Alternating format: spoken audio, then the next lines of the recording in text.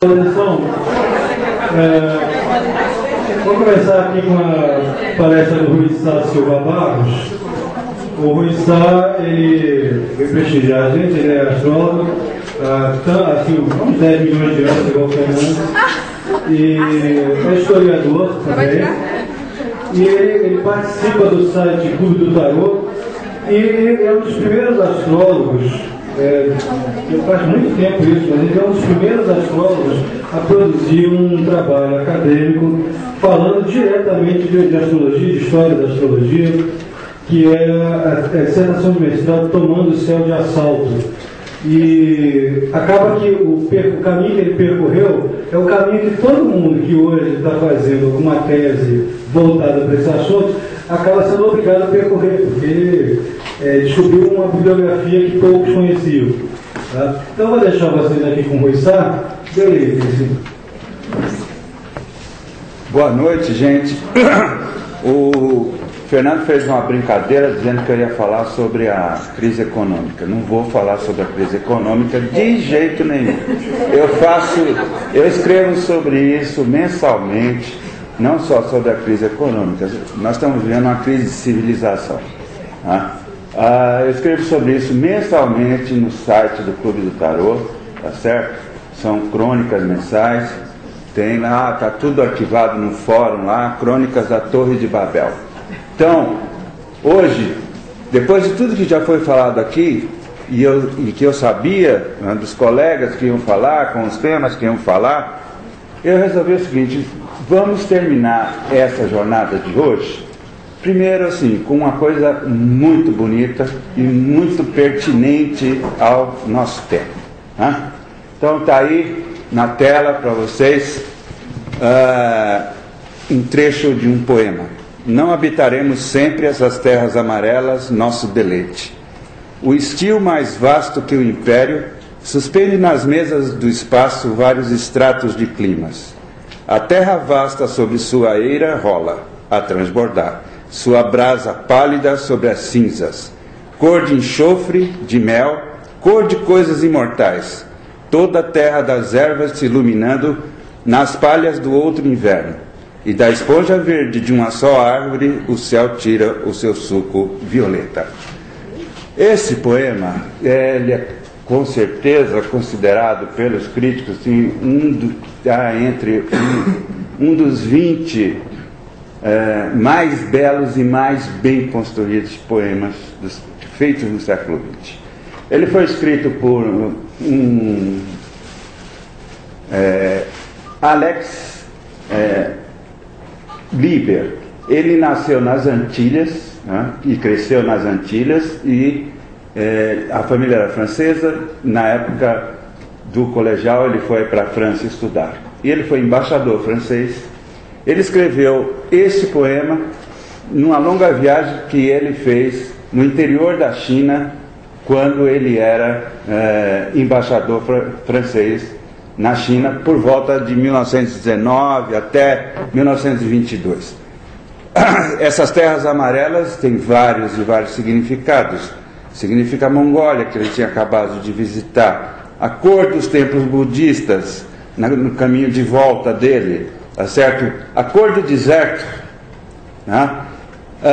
Os poemas dele mostram um amor pela natureza e uma capacidade de descrição visual da natureza com o emprego de um palavreado. Né? Ele é considerado assim, um renovador da língua francesa. Né? Ele toca na etimologia das palavras e inventa usa os vocábulos de uma maneira completamente, às vezes, diferente. Esse pequeno trechinho aqui dá uma ideia, né, do que ele é capaz de fazer. Durante a Segunda Guerra ele escreveu um volume de poemas chamado Ventos, e logo depois outro chamado Chuvas. Né? E as pessoas não entendiam, pelo amor de Deus, por que será que ele está escrevendo? Está acontecendo uma guerra devastadora, esse homem é embaixador, e no entanto, olha só o que ele escreve como poesia. Né? Então, uma ligação profunda com a natureza. Ele ficava muito espantado que as pessoas iam perguntar para ele o que significava alguns termos que ele empregava nos poemas, porque eram termos tirados da botânica, da agricultura, do cultivo de ostras, e ele foi também, e da navegação. Ele foi um grande velejador. Né? Ele foi um grande velejador. Então, ele tem tudo a ver, né, pelo amor que ele tinha e pela capacidade e habilidade que ele tinha de se expressar verbalmente, ele tem muito a ver com tudo que foi discutido hoje, que está sendo discutido, e toda a questão da sustentação, né, da nossa vida nesse planeta. Ele ficava muito surpreso, entende, que as pessoas da cidade já não, né, compreendiam as coisas mais simples que tinham do mundo rural e do mundo marítimo. Né. Isso, década de 40, 50. Em 1960, ele recebeu o Prêmio Nobel. E ele fez um discurso que tem uma passagem que é muito impressionante. É lá pelo fim do discurso dele, que foi bem curto e sucinto, e ele diz mais ou menos o seguinte, né? Não temam se a história, em alguns momentos, apresenta uma face violenta, tá? Porque a vida nunca quer a extinção, a vida nunca quer a morte. Portanto, a violência que se apresenta é só mais um desafio para a humanidade. Ele estava falando, em 1960, da possibilidade, essa violência era a possibilidade de guerra nuclear. Né? E que era efetivamente uma possibilidade no horizonte. Né? 2 anos depois tem a crise dos mísseis em Cuba e tudo mais. Isso nos concerne também, no sentido, entende, de que nós estamos diante de uma crise grande, né? De uma crise planetária, que foi exposto aqui de todas as formas possíveis e imagináveis e reviradas por todos os que falaram aqui até agora. Eu acho que continua válida o chamamento dele, a observação dele, né, no sentido de que isso acontece, faz parte da dança, ele usa uma imagem, faz parte da dança de Shiva. Né, esses períodos, entende, em que parece que nós vamos chegar, assim, absolutamente num impasse bastante total e completo. Olha, se a gente olhar um pouco as coisas, né, muito se tem falado das atuais configurações e as configurações da década de 30, né, que envolveram Saturno, Urano, Plutão também, numa quadratura em Teia, etc, etc. Se a gente olhar de um ponto de vista, nós poderíamos dizer o seguinte, que a crise atual, ela tem uma extensão maior, porque a população é maior e acaba abarcando e envolvendo. Mas tem alguma coisa na crise de 1930, você compreende, que era verdadeiramente, eu não encontro outra palavra para aquilo, que era demoníaca. Tá? Demoníaca. Na União Soviética estava, né, acontecendo a coletivização da agricultura. Até hoje estão tentando calcular quantos milhões de mortos, né, foram levados nesse processo. Pouco depois, quando terminou isso, em 33, 34, Stalin, que era totalmente paranoico, começou a matar, né, a executar os próprios companheiros que ajudaram e fizeram a revolução juntos com ele. Né? E depois, porque a coisa não podia parar por ali, ele começou a ir em cima dos oficiais do Exército Vermelho. De maneira que quando a Alemanha começa a ofensiva contra a União Soviética, o exército da União Soviética está completamente desfalcado de uma oficialidade competente para poder. Por outro lado, na Alemanha, todo mundo aqui sabe o que foi que aconteceu na Alemanha nesses anos, né? Começando com os deficientes físicos, com os homossexuais, com os testemunhas de Jeová. Eu não sei por que até hoje, por que os nazistas invocaram com testemunhas de Jeová. Mas é verdade, eles eram uma minoria da minoria na Alemanha nessa ocasião, né? Tinham milhares de pessoas apenas. No entanto, eles foram perseguidos, entendeu? Os sociais-democratas, os comunistas, todo mundo para campo de concentração, servir de experimento com gás e piriri, parará. Isso aí era tudo um ensaiozinho, entendeu? Para vir depois em cima dos judeus, né? E especialmente dos ciganos e dos eslavos, que os nazistas consideravam uma sub-raça total completa. Veja, né? Nós estamos hoje com a mesma triangulação aí no ar. No entanto, nós não chegamos nesse nível ainda. Pelo menos, tá? Nós estamos vivendo problemas seríssimos, mas um nível, entende, de violência, genocídio, como aconteceu na década de 30, o que as pessoas que viveram na década de 30 pensavam, né, vivenciando e presenciando tudo isso? Que o mundo estava para acabar, né? Que o mundo estava para acabar. E quando termina a guerra, entende? Para poder terminar aquela guerra, que os japoneses também fizeram um monte de barbaridade no Oriente, né? E os americanos desesperados, porque não podiam perder mais soldados, jogaram aquelas bombas. Aí teve gente que falou: meu Deus do céu, agora nós chegamos mesmo no final da linha, né? Então eu estou trazendo tudo isso, você compreende, como também uma comparação, né? A situação que nós estamos vivendo é grave? Sem dúvida nenhuma, é grave, né? Mas já houve outras situações gravíssimas que foram atravessadas com um custo de sofrimento assim absurdo, né?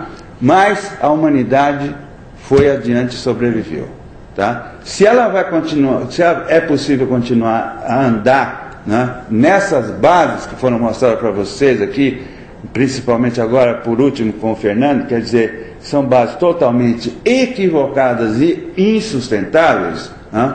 É uma questão que está em aberto, você compreende? E como essa crise vai se resolver, né, é outra questão que está em aberto, que eu dedico assim 5 minutos quando esse pensamento me aparece na cabeça. É verdade, gente, porque as possibilidades que estão colocadas aí na frente, você entende, não são de estimular a gente a ficar pensando muito, né, nessas opções e nessa situação. Então, eu queria chamar para vocês, eu falei do discurso que ele fez em 1960, né? A década de 60 foi extremamente turbulenta, cheia de possibilidades, cheia de problemas também. E eu queria chamar a atenção, o Fernando mostrou muito Urano, Plutão em Virgem, a conjunção, a primeira foi em 65, mas eu queria chamar a atenção para essa configuração de 66, porque ela tem, além do Urano, Plutão, né, Saturno em oposição a ela, a essa oposição, Urano, Plutão em Virgem, mas Saturno formando um trígono nos signos de água, que vai se repetir o ano que vem, não desse jeito, tá? Nós vamos ver a configuração tem uma modificação. Netuno e Saturno vão trocar de lugar, por exemplo, em relação a essa daqui de 66, tá? Então tem um grande trigo, quer dizer, diante daquilo tudo que ele está falando, por exemplo, a revolução cultural na China, que ele mencionou, né? Ela não pode ser compreendida só a partir do Urano e Plutão em Virgem, você compreende? O Mao Tse Tung, ele conseguiu fazer uma coisa, ele já tinha provocado um desastre na China, morreram mais de 10 milhões de pessoas de fome, porque ele inventou, entende, de industriar a China através da força de vontade, né? Os comunistas chamam isso de voluntarismo, tá certo? E ele aplicou uma coisa voluntária na China e falou assim: nós vamos fazer uma siderurgia a partir do nosso campesinato. Aí o pessoal pegava cadeira que tinha ferro, trinco de porta, entendeu? Fazia aqueles fornos de aldeia e todo mundo ia levar o ferro que tinha para colocar lá para ver se saía produção de aço. A brincadeira é que os caras deixaram de plantar e morreram assim 10 milhões de pessoas, né? E ele entrou em declínio, tá? Esse salto adiante foi 58, 59. Mas a partir de 65 ele conseguiu bolar uma coisa genial, que é assim: a revolução não vai para frente porque está tudo burocratizado, né? Então nós vamos apelar para a juventude, né? É interessante isso, porque a juventude está em foco no Ocidente também. No Oriente comunista vai entrar também em foco, mas de um outro jeito. E nós vamos varrer, né, toda essa coisa empoeirada que veio do passado. A Revolução Cultural durou 10 anos. Foi até pelo menos 74, 75. Destruiu uma quantidade imensa de sítios arqueológicos, de tesouros artísticos na China, né? Chegou num grau, entende, em 68, que o Mao teve que apelar para o exército para poder, minimamente, que se produzisse alguma coisa dentro da China, né? Vamos abolir a diferença entre trabalho intelectual e manual, ele falou. E isso consistiu no quê? Em pegar professor universitário e mandar dar uma enxada para o sujeito ir para o campo para experimentar as agruras da vida camponesa. É verdade, gente. E a gente dá risada, entende? Que, claro, hoje, vendo daqui, a gente tem que dar risada mesmo. É uma loucura. Só que foi uma loucura, entende? Que um sujeito praticou, né, com um país de 800 milhões de pessoas, você compreende?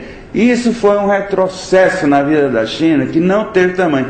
Hoje estão eles lá revalorizando, tá, o Confúcio, né? Foi banido totalmente, era o diabo. Você compreende? Confúcio era o diabo durante a Revolução Cultural. Pois ele, né, a historinha dá voltas e voltas, os planetas dão voltas e provocam essas coisas. Então, mas como é que um sujeito consegue, você compreende, pegar e levantar a juventude de um país e provocar uma calamidade deste tamanho, né? Precisa agitar. Isso não se consegue fazer com argumentos, você compreende? Se consegue fazer agitando emoções. E é exatamente o que nós temos aqui no Trígono de Água, né? E é exatamente isso que vai se repetir o ano que vem, esse Trígono de Água, e que a gente precisa estar muito atento, né? Exatamente no sentido, você compreende, quer dizer, que não é um fio da navalha isso, porque você pode agitar as emoções, né, das pessoas e da massa para causar medo e paralisar, tá? Quando na realidade só tem uma coisa a fazer diante de todo o problema que está colocado pelo meio ambiente e a continuidade da vida humana, né, nesse planeta, que é a questão netuniana, pisciana, básica da solidariedade, né? Tem uma coisa, a Revolução Francesa compreende, que é igualdade, né? E a fraternidade que anda muito esquecida, né? Quem ainda fala um pouco de fraternidade? A Igreja Católica, né, que faz campanha todo ano. Aí a gente ouve a palavra fraternidade, tá certo? Essa palavra desapareceu do vocabulário da gente. E agora, entende, se não tiver fraternidade, né, se nesse momento não tiver fraternidade, não vai ser possível segurar as pontas. Porque, vejam só, a questão dos argumentos, entende? Os argumentos já foram desenvolvidos, já foram mostrados, né? Estão aí na cara de todo mundo. Então, vejam só, tudo isso que começa, você compreende, quer dizer, na década de 60, se toma consciência de que tem alguma coisa errada no padrão de industrialização, né? A poluição industrial, o livro que o Fernando mostrou trata muito da questão dos pesticidas, né? E foi assim, a mulher foi perseguida mesmo, a Rachel, a autora, que é uma bióloga, foi bastante perseguida. Então, a questão da radioatividade, da poluição industrial e a questão do uso de agrotóxicos na agricultura vieram finalmente a uma discussão pública. E isso começou a crescer.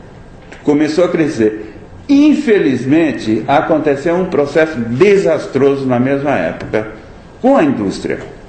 A indústria americana e europeia, né, já tinham se espalhado por onde elas podiam se espalhar, tá certo? Aqui no Brasil, na América Latina, aonde era possível, aonde tinha um mínimo de receptividade, tinha um nível de renda, já tinham se espalhado. Então, eles chegaram, bateram num limite, né? Num limite de consumo, de possibilidade de consumo. Então, e eles partiram para uma coisa absolutamente desastrosa, que foi a obsolescência programada, tá certo? Que é descartabilidade. A descartabilidade, ela tem um pequeno problema, né? Ela implica em usar os recursos naturais, entende? Numa velocidade, numa rapidez violenta. Se você acrescenta isso, que a população humana dobrou de lá para cá, né? E que agora os asiáticos despejaram mais 1 bilhão de consumidores na face desse planeta, tá certo? Eles têm direito de consumir sem dúvida nenhuma, tá? Mas precisa ver como, né? Como é que vai se fazer uma coisa dessa?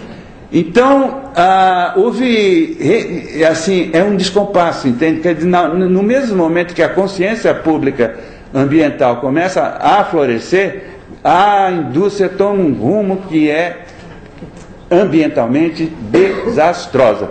E enquanto isso não for, né, equacionado, né, e mexido, eu não vejo muita possibilidade de se alterar, né, o ritmo e a velocidade com que as coisas estão andando. Tá? É preciso, de uma vez por todas, voltar a fabricar objetos que durem. Tá certo? Móveis, roupas, tá certo? Gente, é assim, a gente não... Sabe que essa droga desse tamanho aqui, que importância isso tem, né? A gente troca isso todo ano, você compreende? Que importância, olha o tamanho, né? Mas isso aqui tem derivado de petróleo, tem minérios aqui, né? Tem um monte de coisa, entende? Que não é infinito no planeta. Então, isso aqui, um dia, acaba. Esse é o primeiro problema. O segundo problema é lixo, né? O que é que se faz com esse lixo? Estão resolvendo esse problema. Eles compram terreno na África, os americanos e os europeus compram terreno na África, pagam os governos, que são tiranias, né? E colocam lá e deixam a população deles ir lá no lixão, mexer, entende? Retirar, e estão em contato com materiais, metais pesados, materiais tóxicos, não sei o que lá. Então, essa consciência cresceu e gerou, né, o primeiro um relatório do Clube de Roma, que saiu em 71, os limites do crescimento, que já mostrava naquela época uma preocupação em relação a essa questão. A população está em crescimento, né, e como é que vão ficar os recursos naturais. No ano seguinte, a ONU fez, né, a primeira conferência sobre o meio ambiente de Estocolmo. Foi em junho, né, com o Sol em Gêmeos. Esse escritor que eu mostrei para vocês agora, São John Peirce, era geminiano. Em 72, então, Saturno, dentro da configuração que transcorreu a conferência de Estocolmo, Saturno em Gêmeos, trino a Urano, era a principal, quer dizer, os signos de ar. Tá? Primeira tomada de posição, primeiro debate, né? A primeira coisa que mapeou a diversidade. Teve gente apavorada que apareceu em Estocolmo em 72 e falou o seguinte: olha, nós temos que parar toda a industrialização agora. Quem industrializou, industrializou, e procure deixar de poluir e trate de resolver isso. Agora, os outros, entende? Para tudo. Lógico que os países pobres falaram: de jeito nenhum. De jeito nenhum, não deixar a população nossa na pobreza, tá? Sem todas essas comodidades, né, que a indústria moderna ofereceu, tá certo? E então houve uma grande polarização, mas serviu para mapear as questões que estavam envolvidas, que é bem coisa do elemento ar. A difusão que teve isso nos anos seguintes foi enorme, né? Várias ONGs importantes se formaram, que ainda estão em atividade e cada vez mais fortes, né? Colocando a questão do meio ambiente. Partidos verdes, lembram? Os primeiros partidos verdes que se formaram também foram antes da Rio, né? Da Rio 92. Né? Então, há um crescimento, vai havendo um crescimento mundial de uma consciência ambiental do qual os governos não conseguem mais fugir. O debate estava posto e não adiantava os governos. Vocês lembram que o Fernando mostrou aqui algumas semiquadraturas dos anos 86, 87, 88, uma série de acidentes horríveis, né? Faltou, acho que Bhopal, na Índia, se eu não me engano, foi também nessa época, né? Foi um pouco antes ou um pouco depois de Chernobyl, não estou bem lembrado. Que aguçaram, né, ainda mais o debate sobre toda essa questão. A Chernobyl, o governo russo tentou encobrir aquilo de qualquer jeito, mas a nuvem radioativa já estava lá adiante, entendeu? E todo mundo na Europa, 2 dias depois, ficou sabendo que estava acontecendo alguma coisa errada, né? E depois também eles já estavam em período de dissolução aguda na União Soviética, o que não foi também uma grande vantagem. Eis que, né, não adianta, entende? Desgraçadamente a história da Rússia é assim. Quem quer entender a história da Rússia precisa fazer o mapa do Ivan o Terrível. É verdade, gente. Ele viveu no século XV, né? No século XV e no século XVI. Dizem as más línguas, entende, que o espectro dele continua a viver lá no Kremlin. E de vez em quando encarna num, né, ou no outro, no Pedro, no Stalin, né, e agora no Putin, tá certo? De vez em quando ele dorme, aí vem o Yeltsin, que faz tá bêbado, aquela coisa toda, né? Mas depois do Yeltsin não tem jeito, entende? Pobre povo russo. E apesar de toda essa opressão e essa tirania, povo admirável que produziu artistas e cientistas de primeiríssima linha, né? Todos os povos da terra são admiráveis. Agora, tem os governos que vou te contar, não é? Aquela coisa de sempre. Bom, o crescimento levou, né, a quê? Em 92, aqui no Rio de Janeiro, a coisa foi para os signos de terra. Júpiter estava em Virgem, Trino, Urano e Netuno em Capricórnio, tá? Ou seja, já tinha acumulado debate o suficiente, argumento suficiente, para tentar implementar algumas medidas concretas. E foi o que se tentou fazer, né? A partir daí que gerou devagar o protocolo de Kyoto, que teve aderências, teve também resistências fortes, principalmente por parte dos 2 países mais poluidores atualmente, né, Estados Unidos e China, tá? Os chineses andam mais preocupados com a questão ambiental. Atualmente eles produzem muito material, placas fotovoltaicas para captação de energia solar, né, máquinas eólicas. A China ainda usa muito carvão para gerar eletricidade, muito, né? Há uma necessidade, entende, de diálogo e de compreender que também, assim, você não vai mudar a matriz energética de um país de 1 bilhão e 300 milhões de uma hora para outra. Eles estão dando os primeiros passinhos, mas isso, entende, vai demorar. Desgraçadamente, o carvão é o mais poluente e é o mais barato dos combustíveis fósseis.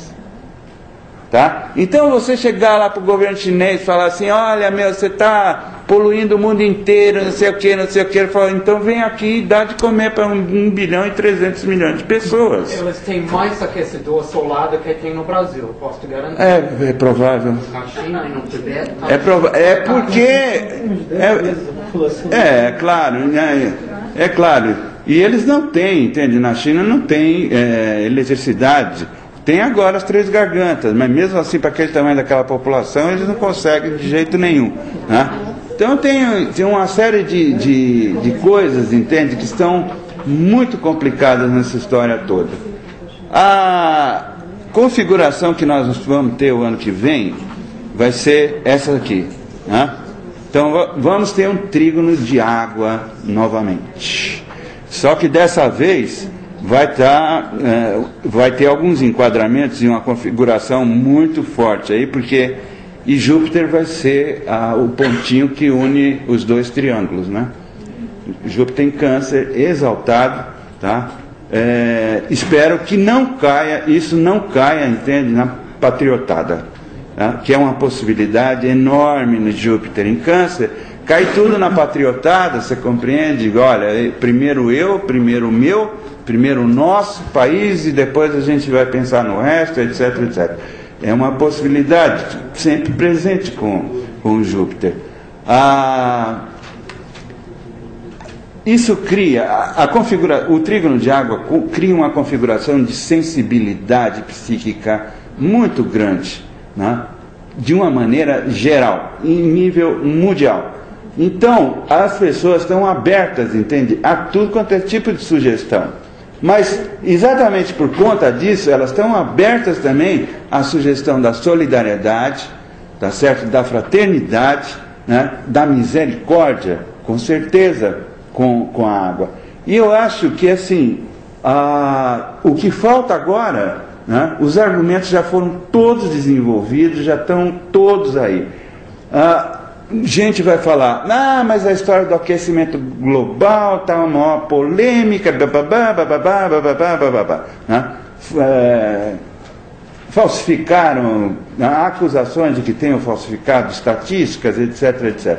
Tudo isso é secundário, você compreende? Quer dizer, tem duas coisas em relação ao aquecimento global que são claríssimas. Primeiro, que antes da Revolução Industrial, houve oscilação de temperatura na face da Terra, tá? Isso aí está fora de questão, é uma coisa muito conhecida e bastante estabelecida. O problema hoje é determinar assim, o quanto que a Revolução Industrial colaborou, né, para esse tipo de fenômeno de aquecimento. Porque tem alguns cientistas que defendem que vai resfriar, não vai aquecer. O grande problema, entende, não é hoje para a gente se vai resfriar ou vai aquecer. O grande problema é assim, nós estamos com secas e enchentes devastadoras, né? Uma hora tem uma seca brutal num lugar, daqui a pouco tem uma enchente ali adiante, você compreende? Isso está gerando, primeiro, prejuízos econômicos violentos. Segundo, milhões de desabrigados. Hoje em dia, parece que a última contagem que eu vi estava em 20 milhões de desabrigados por acidentes climáticos vários, né? E eu tenho a impressão, entende, que isso pode, né, crescer, e a América do Sul vai ser, com certeza, tá, um alvo, né, de refúgio para esse pessoal. Eu não tenho a menor dúvida disso. Se tem algum lugar ainda no canto da Terra que tem recursos naturais o suficiente e tem um território de um tamanho que possa abrigar mais gente, é a América do Sul, né? Então, assim, por volta de 2030, se não fizerem nada e continuar toda essa bagunça, aqui nós vamos receber bastante gente, né? Tem muita gente se deslocando já na África, mas dentro dela, de um lugar para outro, com a desertificação caindo mais para o sul, tá? Então, essas são, assim, essa configuração, ela é bastante sugestiva, né? Porque ao mesmo tempo tem um grande trígono de água harmonioso, tem também aí um desafio tremendo em torno desse Júpiter, Urano e Plutão, tá certo?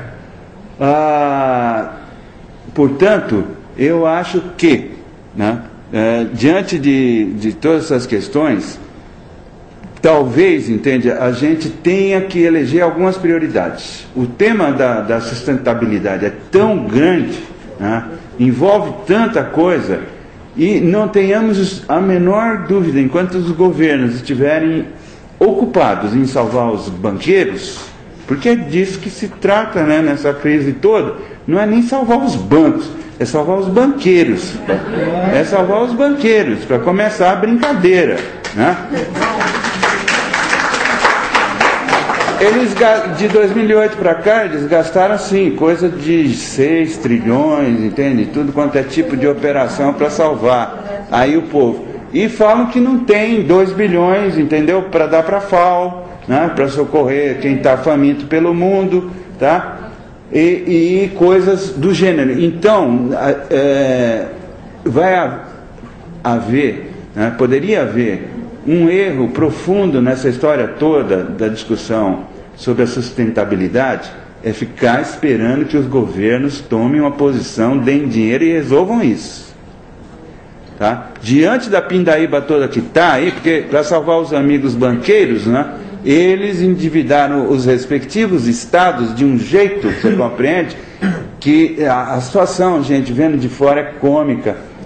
Eles salvaram os banqueiros. Como os banqueiros agradecem? Atacando os juros, através dos juros, os títulos da vida privada, que esses próprios governos, que salvaram os banqueiros, retribuem, os mercados retribuem dessa maneira, tá certo? Me empresta um dinheiro aqui para eu salvar o meu banco e depois eu cobro 6% ao ano na sua dívida e fica tudo certo, porque você pega toda essa conta de déficit aí e corta salário, estica a aposentadoria do povo, e PPP, papapá. Isso tudo que vocês estão vendo aí todo santo dia na televisão e que está acontecendo na Espanha. Então, dinheiro para recolher, por exemplo, o plástico do mar, tá certo? Não tem.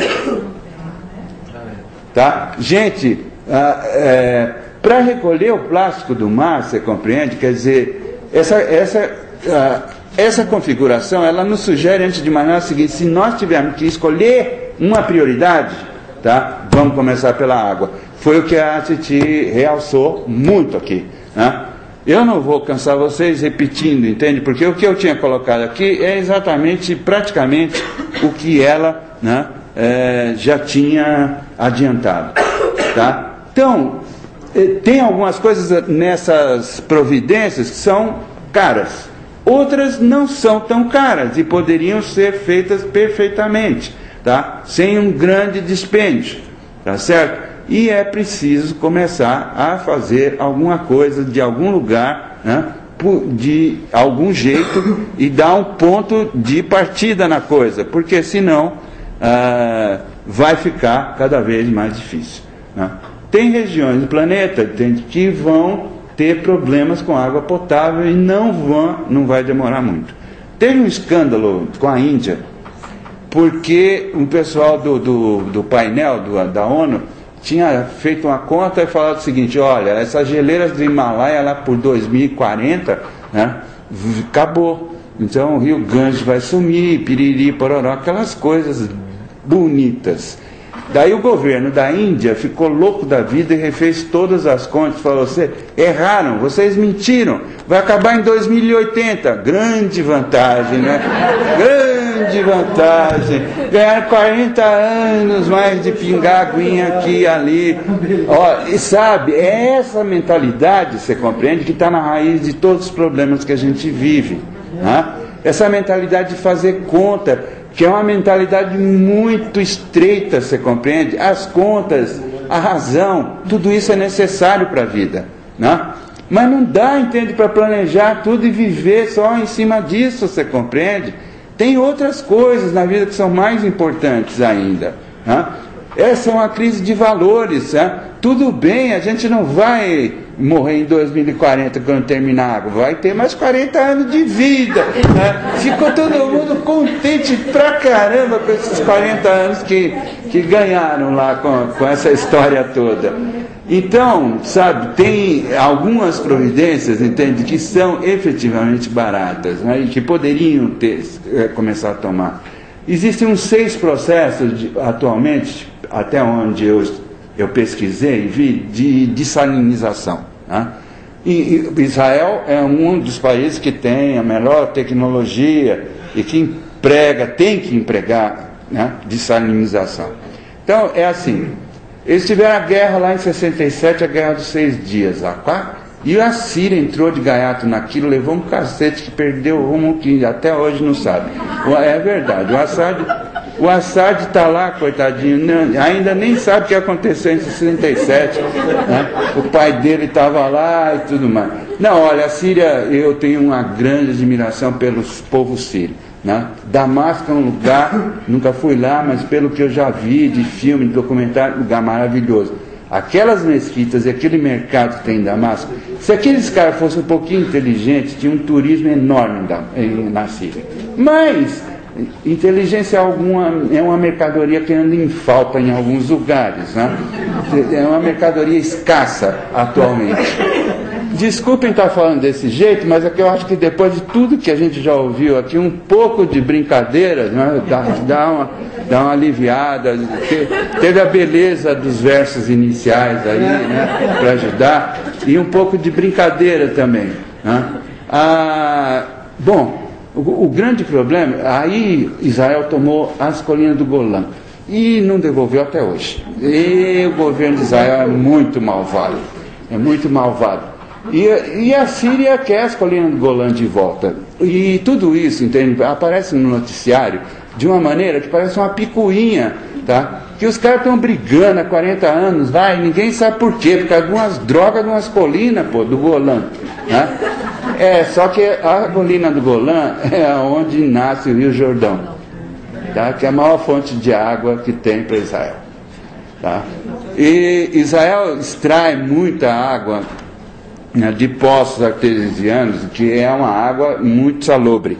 E por isso que eles desenvolveram, né, uma série de aparelhos de salinização. O sul da Espanha está com problema, né? Outro dia mesmo estavam se pegando lá os plantadores de tomate com os jogadores de golfe. Os jogadores de golfe é lógico, tudo em inglês, alemão, tá certo? E assim, as prefeituras falavam para os tomateiros: cala a boca, fica quieto, que tomate qualquer um produz, mas milionário francês aqui é muito raro, então a água tem que ir para os campos de golfe, tá? Está nessa base na Espanha. O sul da Itália também, né, todo o sul dos países mediterrâneos, entende, tem problemas já, né, de disponibilidade de água, tá certo? Quer dizer, não é na África, entende, que é um lugar perdido mesmo, que Deus e o diabo esqueceram daquilo e falaram: pelo amor de Deus, que desapareça da face da terra o mais urgente possível. Não, né? Está ocorrendo, esse problema pode ocorrer em lugares, entende, como a Europa do Sul, etc, etc. Quer dizer, a gente está brincando com tudo isso, mas é assim, daqui a 20 anos pode ter gente com arma na mão por causa de água. Para nós é assim, uma coisa de ficção científica ainda, mas a cada dia que passa e não se toma nenhuma providência, está se tornando uma possibilidade real, né? Então, a limpeza dos mares, entende? A outra coisa, a construção desses supercargueiros, até a nossa Vale do Rio Doce entrou, né? Esse começo de ano teve um trino aí no ar de Saturno no final de Libra com Netuno no final de Aquário. A Netuno estava ainda para passar. E me chamou muita atenção o seguinte: todo mundo falou da história do cruzeiro, né? Do cruzeiro italiano que emborcou lá, porque o comandante quis fazer uma gracinha para a namorada com os passageiros e deu no que deu, né? E acabou morrendo gente. Ao mesmo tempo, 3 cargueiros, um no Maranhão, um na Nova Zelândia e um no meio do Pacífico, tiveram problemas, né? E é outra coisa que precisava ser revista logo, você compreende? Quer dizer, esse tipo de supercargueiros, para transportar minério, para transportar soja, precisa ser revisto isso, porque a probabilidade de um troço desse quebrar no meio e vazar óleo para tudo quanto é canto e outras, né, está muito grande, entende? A estrutura desses supercargueiros frágil, né?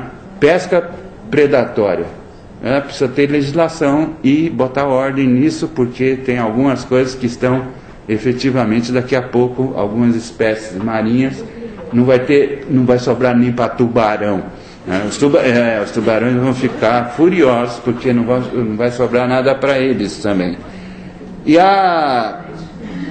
E portanto, tem uma série de coisas aí que, em relação à água, entende, combate de desperdício, as tubulações que estão num estado assim precaríssimo, o que se perde de água potável na transmissão, né? Eu tenho um amigo que é geólogo, que ele fala que qualquer dia desse em São Paulo, entende, a tubulação é tão velha de água e esgoto em São Paulo, tão antiga, que daqui a pouco vai começar a subir tudo pelos bueiros, assim, Eu falo, mas você está gozando, isso é metáfora, né? Ele falou, que metáfora o quê? Geólogo não faz metáfora, meu, você não sabe disso? A coisa vai subir mesmo. E para vocês aqui, alguns bueiros andaram pipocando, aí viraram pipoca, né? Eu fiquei sabendo, eu falei, ai, meus amigos cariocas, olha o que eles têm que passar, ó. Os bueiros virando pipoca aqui de vez em quando. Quer dizer, gente, tem algumas coisas nessas providências, entende, que custam, outras, né, não custam tanto, são coisas que poderia se fazer. É assim, não é feito, entendeu? Porque tem uma coisa de mentalidade muito forte, no sentido assim, olha, o planeta é imenso, ele tem uma capacidade de autorregeneração, tudo isso é verdade. É verdade mesmo, o planeta é grande, tem capacidade de autorregeneração. Mas não é por isso, entende, que a gente vai, né, meter a faca em cima desse paciente e deixar a coisa toda, né? E finalmente, algum mínimo de organização de ação em relação a essas questões. A FAO, não porque tem um diretor brasileiro, né? Embora nosso amigo lá, o Graziano, seja uma pessoa qualificada, tá? Simplesmente a FAO tem uma grande experiência, principalmente se tratando de água. Entrem no site da FAO, vocês querem ter uma ideia? Vocês querem ter uma ideia assim? A China está perdendo terra arável, tá? A China está perdendo terra arável, né? O deserto do Gobi está tomando o restinho de terra lá que os chineses têm. Daqui a pouco a China vai estar importando arroz, tá? Eles tinham um programa de autossuficiência alimentar, estão importando soja, milho, trigo, o escambau. E daqui a pouco arroz. Aí o bicho pegou. A FAO tem uma experiência enorme em relação à terra, né, e à água. E tem um banco de dados enorme. As ONGs, entende, que ao longo desses 40 anos mostraram, né, que perduraram, mostraram eficiência e foram para diante, estão, obviamente, né, teriam que estar na direção de qualquer projeto de sustentação, claro. As universidades, tem que engajar as universidades, não pode deixar aqueles físicos, químicos e biólogos lá coçando a cabeça e trabalhando ou sobre questões que são muito abstratas ou sobre questões que interessam simplesmente à indústria, né? Pesquisas aplicadas, por exemplo, para produzir aparelhos de salinização e processos mais baratos e que possam operar numa escala maior. Dos governos a gente pode esperar legislação e um pequeno apoio financeiro, pequeníssimo, e coitado, eles têm que salvar os banqueiros. Gente, essa é uma missão transcendental, vocês não têm que colocar isso na cabeça, entendeu? É a missão transcendental dos governos, é salvar os banqueiros, tá? Feito isso, todo o resto se resolve. E o apelo tem que ser através das redes sociais, né? Publicar doações, tá? Empresas que doam, pessoas que doam, bilionários que doam, né? Isso tem que ser divulgado para incentivar a coisa. E jamais, entende, usar métodos de apavoramento das pessoas. Isso só gera inércia e submissão. Só gera inércia e submissão, tá? Olha, vai terminar tudo, vai ter um desastre do campo, pipipi, popopó. As pessoas falam, é mesmo, e aí param, né? É lógico, gente, se está tudo, vai terminar mesmo, você compreende? Eu vou fazer o quê? Né? Vou tentar me mexer para fazer o quê? Para salvar o quê? E finalmente queria terminar isso dizendo a vocês o seguinte: há uma grande questão também por trás da industrialização, né, que é uma questão de valores. A indústria moderna, a partir da máquina a vapor, trouxe uma série de comodidades para a vida humana, né? Mas colocou o ser humano para trabalhar, tá, de acordo com a velocidade das máquinas, tá? O filme do Chaplin mostra isso de uma maneira bem didática, né? Tempos modernos, tá certo? Não é o homem perdeu o controle sobre o trabalho. A velocidade do trabalho é controlada pelas máquinas e o homem que se adapte a elas. Essa é a primeira coisa. Segundo, produz muita coisa uniforme, né? E isso é um problema, porque quem gosta de tudo uniformizado? Só o Mao Tse Tung, né? E o Stalin. Nem o Stalin gostava de filme americano. E finalmente, uma coisa que nós não podemos esquecer, e efetivamente nós entramos, no século XVIII, nós entramos numa outra era na história da humanidade nesse planeta. Porque a humanidade, até o século XVIII, em todos os lugares, usava os ofícios, tá? O artesanato, como uma possibilidade de se fazer trabalho espiritual. Então, a construção civil, por exemplo. Vocês pensam que a maçonaria é uma coisa só da Europa? Mas de jeito nenhum. Aonde havia construção civil, desde o começo da civilização, entende? Tinha aquele grupo que participava daquilo, né?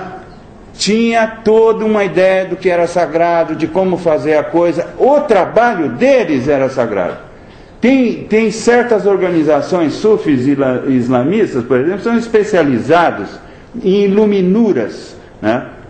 Antes eram de manuscritos, agora são gravuras para livros, você compreende? É a especialidade deles, os Naqshband, tá? Que existem até hoje. Quer dizer, um sapateiro, ao fazer um sapato bem feito, existia na antiguidade técnicas, né, espirituais para a pessoa poder, fazendo aquele trabalho cotidiano que era o ganha-pão dele, ter também uma possibilidade de uma realização espiritual. A indústria corta isso totalmente.